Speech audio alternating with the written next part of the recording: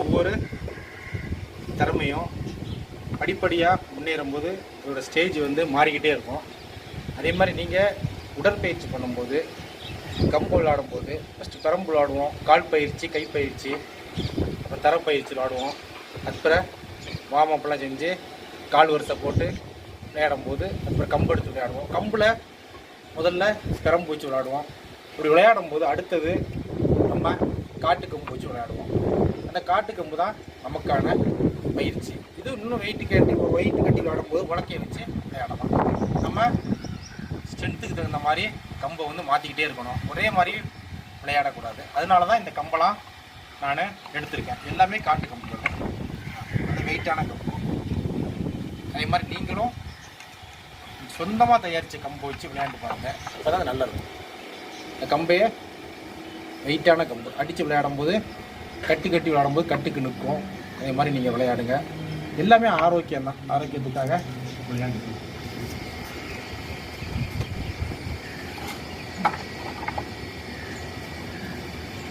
கம்பை எடுத்து சுற்றும் போதே கம்பு வந்து இந்த உள்ள கவலி காலத்தில் போயிட்டு வரும்போதே நல்லா இருக்கும், வெயிட்டாக இருக்கும், டயர்டாயிரும், உடம்பு கை காலெலாம் டயர்டாயிரும். அதுதான் நம்மளோட பயிற்சி. அதே மாதிரி சுற்று வந்து டெய்லி நம்ம சுற்றி தான் சுத்த கொண்டு வரோம். சுத்த நம்ம பொறுமையாக உடம்போடு சுற்றி கொண்டு வந்தால் தான் அதோட அடிபட்டாக்கில் இது வராது. அதனால் 2 கையிலையும் சுற்றி நம்ம பயிற்சியை நம்ம தொடங்கணும். எல்லோரும் நல்லா விளையாடுறீங்க, அதனால பரவாயில்ல. உங்கள் பாடங்களை, நமக்கான பாடங்களை உருவாக்கணும். இப்போ ஏஜிஎஸ், ஏஎஸ்சியெல்லாம் வந்துட்டு இருந்தாலும் எவ்வளோ தான் வந்தாலும் அதுவால் ஆரோக்கியத்தை தர முடியாது, அதால் பாடங்களை உருவாக்க முடியாது, அந்த பாடங்களை பயிற்சி பண்ண அதால் முடியாது. இந்த கம்பு இத்தனை கிலோ வெயிட்டு, இவ்வளோ வேகம், வீச்சு, இவ்வளோ பேலன்ஸு, இதெல்லாம் வச்சு விளையாடுறதுக்கு அதுக்கு தெரியாது.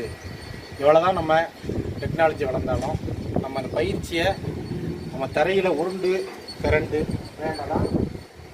பயிற்சி வந்து நமக்கு அதே மாதிரி அடிவரிசை பழகிக்கோங்க. அடிவரிசை பழகும்போது வர்மமும் சேர்ந்து வந்துடும். அந்த வர்மத்தையும் நம்ம அழகாக பழகிக்கலாம். இந்த வர்மம் வந்து தெரிஞ்சால் தான் அடுத்த அடி எங்கே அடிக்கலாம் அப்படின்ட்டு தெரியும். அதனால் கண்டிப்பாக சிலம்பம் விளையாடும்போது வர்மத்தை தெரிஞ்சு வர்மாசன்ட்ட பழகிக்கோங்க. நீங்களே நிறைய புக்கு இருக்குது, அதனால் புக்கு படிங்க, வந்துடும்.